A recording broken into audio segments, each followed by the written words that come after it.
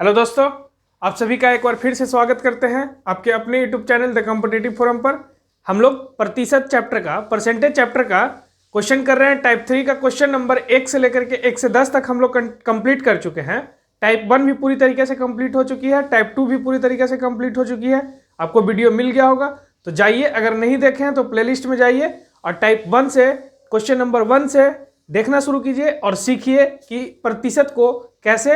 प्रतिशत वाले क्वेश्चंस को कैसे किया जाता है, क्योंकि पूरे अरिथमेटिक का बेस ही है परसेंटेज चैप्टर। अगर यहाँ पे आप प्रतिशत से फ्रैक्शन के साथ खेलना सीख गए तो फिर CI, SI और प्रॉफिट और लॉस, ये सब जो चैप्टर है उसको बहुत आसानी से आप कम समय में, जितना सीखने में आप टाइम परसेंटेज को दीजिएगा उससे कम समय में वो सब सीख जाइएगा। लेकिन कब? जब गहराई से सीखिएगा परसेंटेज को तब। तो हम यहाँ पे फ्रैक्शन से सिखा रहे हैं और ज्यादा से ज्यादा कोशिश किया जा रहा है कि आपको कंप्लीटली एक बार में ही मतलब समझ में आ जाए, इतना कोशिश हम कर रहे हैं अपने तरफ से।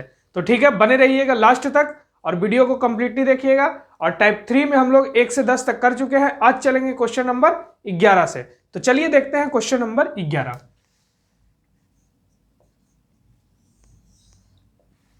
क्वेश्चन नंबर 11 बोल रहा है सेट ए में 27, 28, 30, 32 और 33 पूर्णांक संख्याएं हैं। यदि पूर्णांक k को सेट ए में सम्मिलित किया गया, कोई k एक और नंबर होगा जिसको सेट ए में हम लोग सम्मिलित करेंगे, तो सेट ए के औसत में 30% की वृद्धि होगी। सेट ए के औसत में 30% की वृद्धि होगी। पूर्णांक k का मान क्या होगा? देखिए समझिए, यह है सेट ए।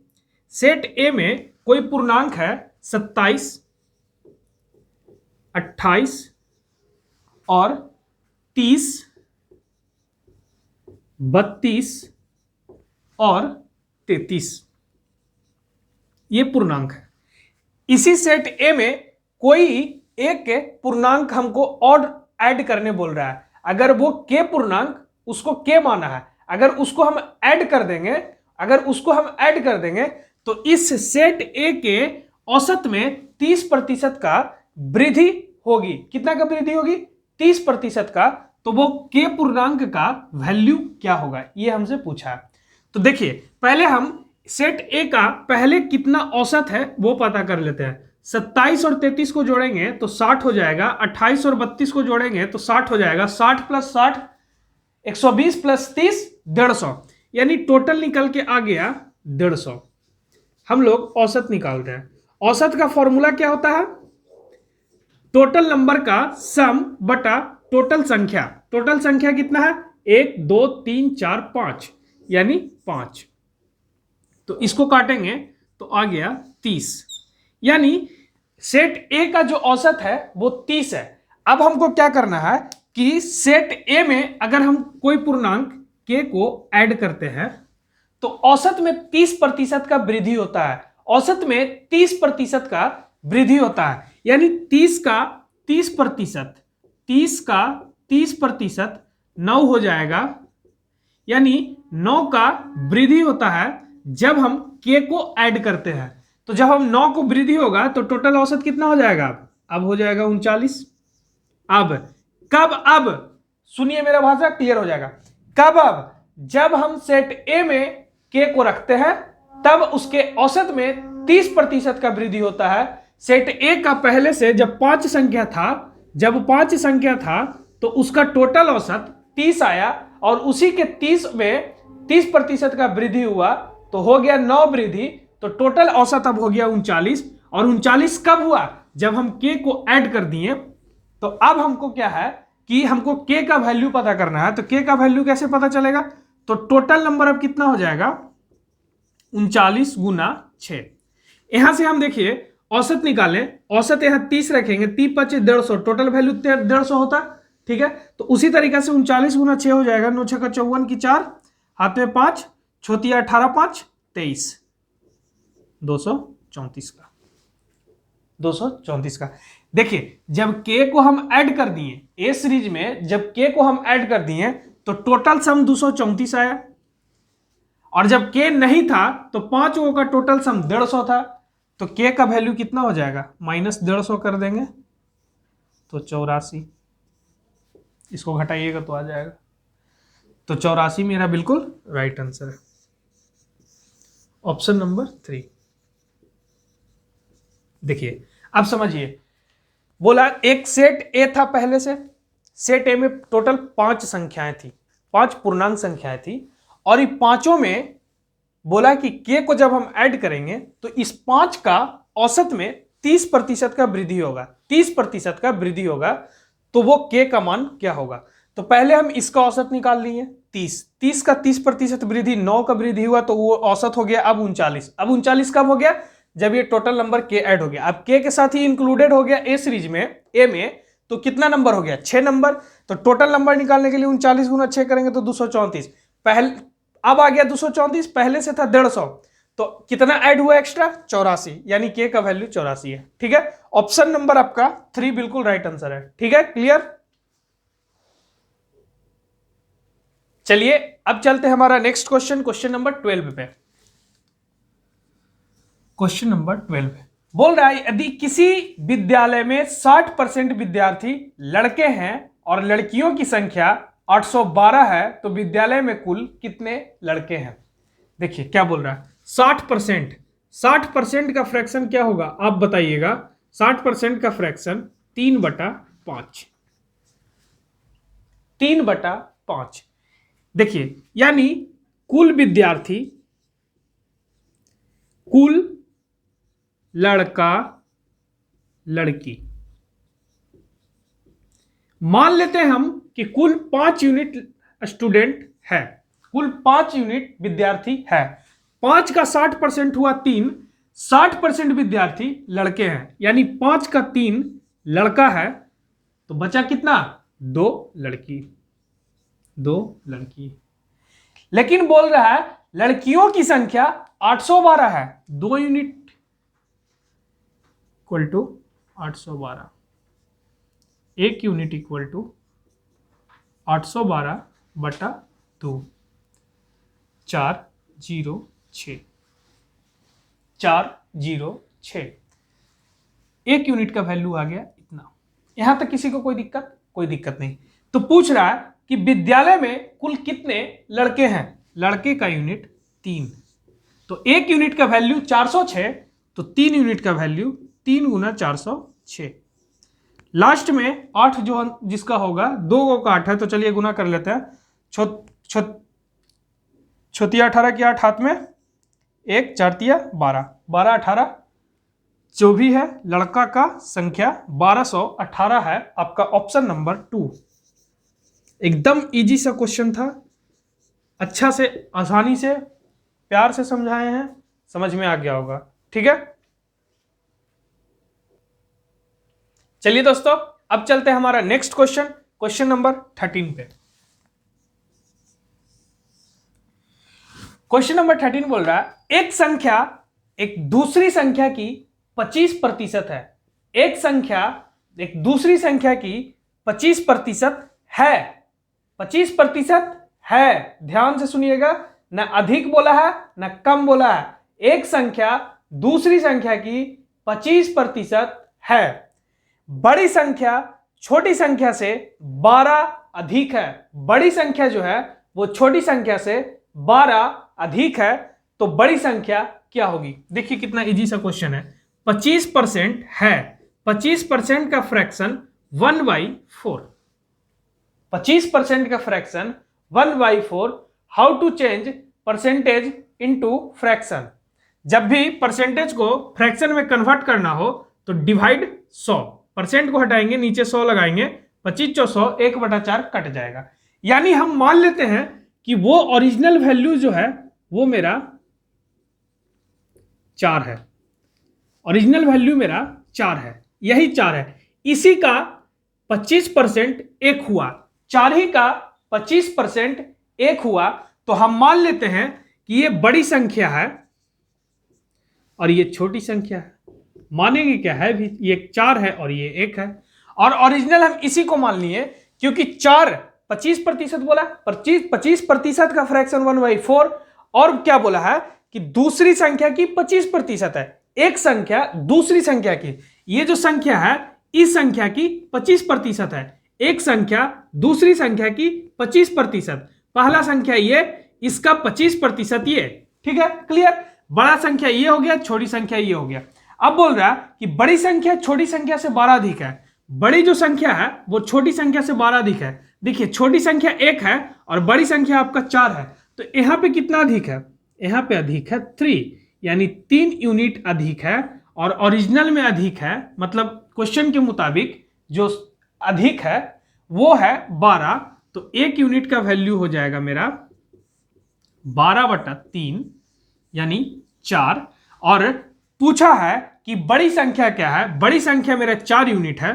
तो बड़ी संख्या जब 4 यूनिट है तो 4 यूनिट का वैल्यू 4 गुना 4, 1 यूनिट का वैल्यू 4, तो 4 यूनिट का वैल्यू 4 गुना 4, 4 4 16, ये मेरा हो गया बड़ी संख्या, आपका ऑप्शन नंबर 2।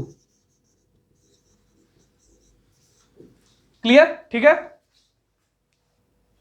चलिए दोस्तों अब चलते हैं, हमारा नेक्स्ट क्वेश्चन है क्वेश्चन नंबर 14।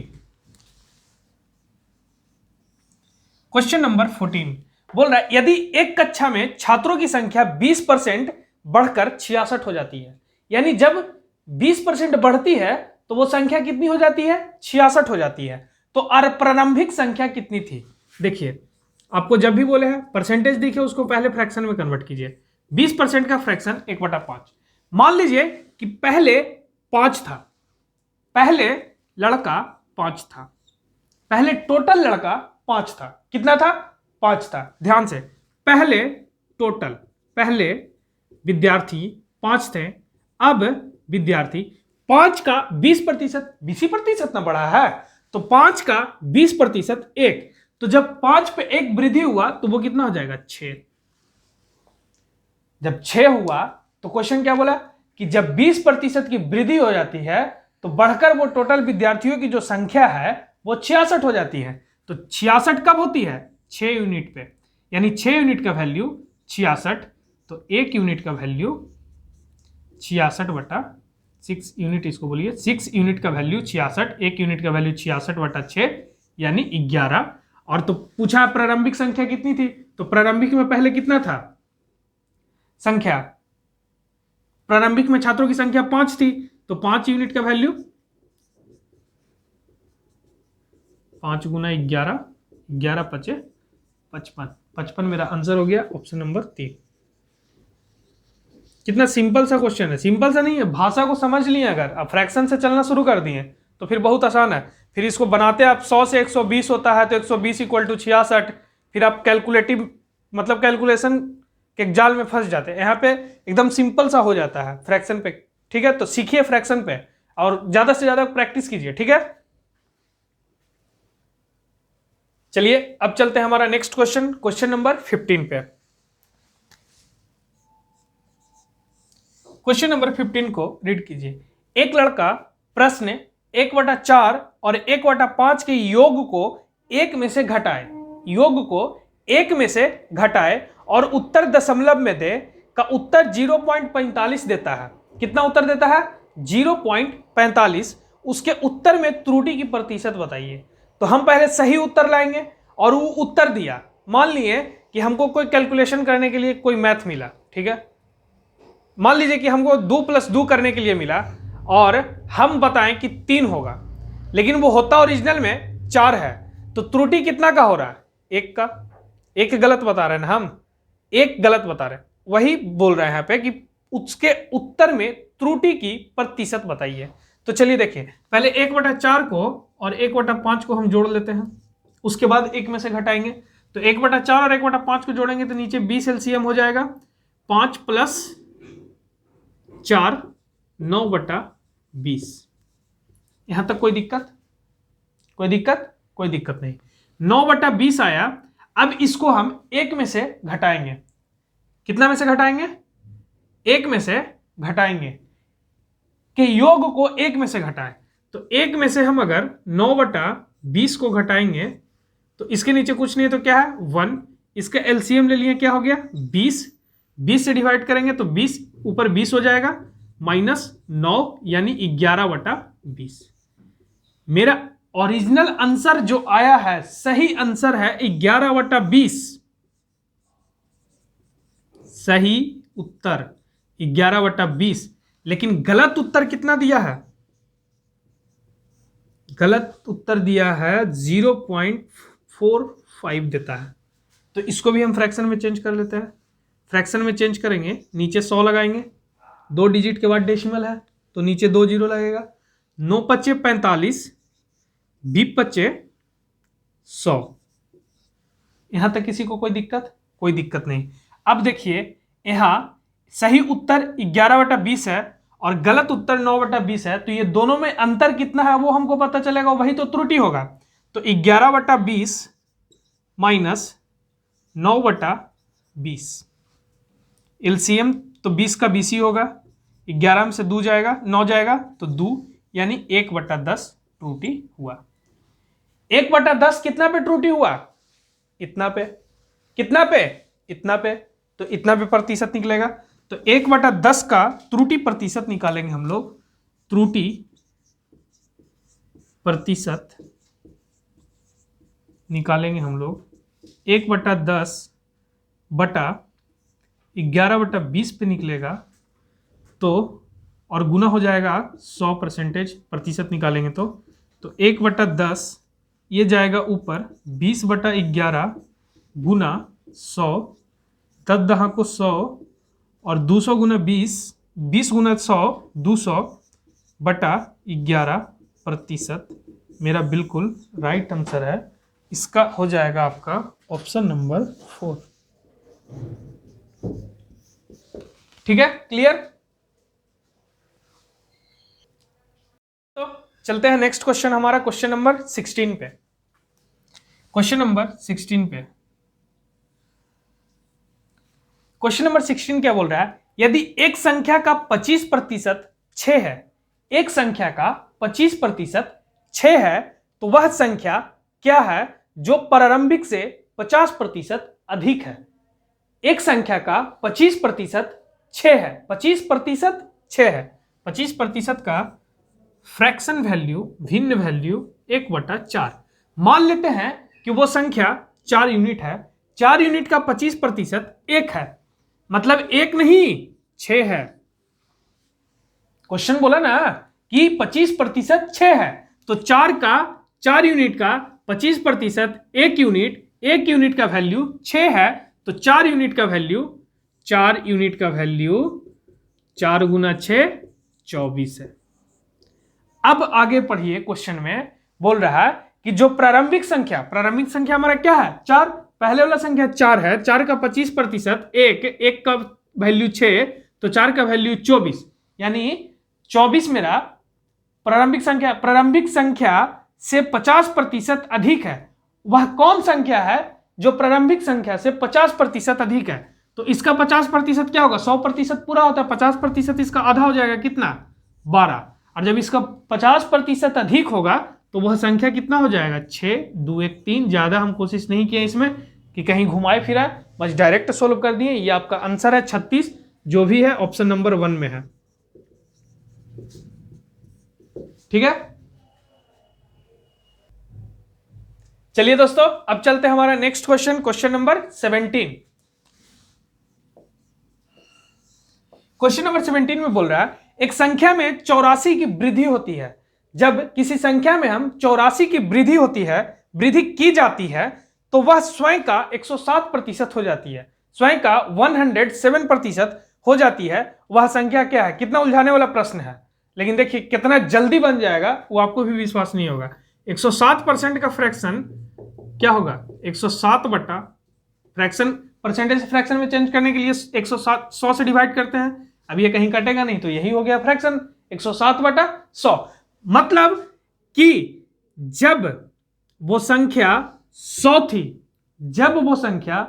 थी, और जब उसमें कुछ वृद्धि हुआ तो वो संख्या कितनी हो गई? 107। कितनी हो गई? 107। यानी वृद्धि यहां पे कितना का हुआ है? 7 का।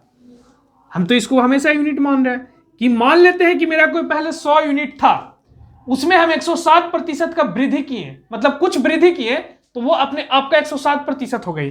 100 का 107% 107, ठीक है, 100 का 107% 107। तब यहां पे वृद्धि 7 का हुआ है, लेकिन ओरिजिनल में वृद्धि कितना का हुआ है? 84 का। 7 यूनिट का वैल्यू ओरिजिनल में 84 है, तो 1 यूनिट का वैल्यू 84/7, 84/7 यानी 12। तो मेरा जो नीचे वाला नंबर है, जो पहले नंबर था, क्या बोला? वह संख्या क्या है? जो वह संख्या क्या थी जिसमें हम वृद्धि किए तो वो स्वयं का 107% हो गई, तो वो संख्या 100 यूनिट थी। तो 100 यूनिट का वैल्यू हो गया 100 इंटू 12 यानी 1200। देखिए कितना आसान था, ऑप्शन नंबर 4। क्लियर? चलिए दोस्तों, अब चलते हैं हमारा नेक्स्ट क्वेश्चन, क्वेश्चन नंबर 18 पे। क्वेश्चन नंबर 18 बोल रहा है किसी संख्या के 30% में से 40 घटाने पर परिणाम 50 आता है, तो वह संख्या का क्या मान है? 30% में से 40 घटाने पर 30% का फ्रैक्शन वैल्यू 3/10। मान लेते हैं कि ये 10x है और ये 3x है। ये तो हमारा यूनिट ही होता है, तो हम उसको मान सकते हैं ये 10x है, वो हमारा 3x है। जब इस संख्या को मान लेते हैं कि मेरा यही संख्या है, इसी संख्या के 30% में से, तो इसका 30% कितना हो गया? 3। अब इसका 30% 3 हो गया, उसमें से हम 40 घटाएंगे, 50 प्राप्त होगा। तो सोल्व करने में कोई दिक्कत है? कोई दिक्कत नहीं। उधर जाएगा 40, 50 + 40 90, x बराबर 90/3, 30 शॉर्ट कर दिए। अब जो भी सीख रहे होंगे तब तो उनको पता ही होगा इतना चीज। तो x बराबर 30, तो प्रारंभ वह संख्या क्या है? तो संख्या मेरा क्या है? 10x माने थे हम, तो 10x equal to 10 into x का वैल्यू 30 यानी 300। मेरा ऑप्शन नंबर 3, ऑप्शन नंबर 3 बिल्कुल राइट आंसर है क्वेश्चन नंबर 18 का, ऑप्शन नंबर 3। ठीक है, चलिए दोस्तों, अब चलते हैं हमारा नेक्स्ट क्वेश्चन, क्वेश्चन नंबर 19 पे। क्वेश्चन नंबर 19 में बोल रहा है दो संख्याएं एक तीसरी संख्या से 90% और 75% कम है। पहली संख्या से कितने प्रतिशत में वृद्धि की जानी चाहिए ताकि वह दूसरी संख्या के बराबर हो जाए? ठीक है, देखिए आसानी से देखिए, मान लेते हैं एक संख्या 1 है, 2 है और 3 है। 3 संख्या है और तीसरा संख्या को हम मान लेते हैं कि वो 100 है। ठीक है, दो संख्या तीसरी संख्या से 90% कम है, 90% और 75% कम है। तीसरी संख्या से 90% कम है, जब ये 90% कम होगा तो अपने आप का कितना होगा? 10। और जब 75% कम होगा तो अपने आप का कितना होगा? 100 का 75% 75, अब 75 कम हो गया तो कितना होगा? 25। अब क्या बोल रहा है, आगे पढ़िए। पहली संख्या में कितने प्रतिशत में वृद्धि की जानी चाहिए? पहले संख्या में कितने प्रतिशत में वृद्धि की जानी चाहिए ताकि वह दूसरी संख्या के बराबर हो जाए? यानी 10 में हम कितना ऐड करें कि वह दूसरी संख्या के बराबर हो जाए? 25 हो जाए। तो कितना ऐड करेंगे? 15 ऐड करेंगे तब बराबर हो जाएगा। 15 ऐड करेंगे, 15 ऐड करेंगे किस पे?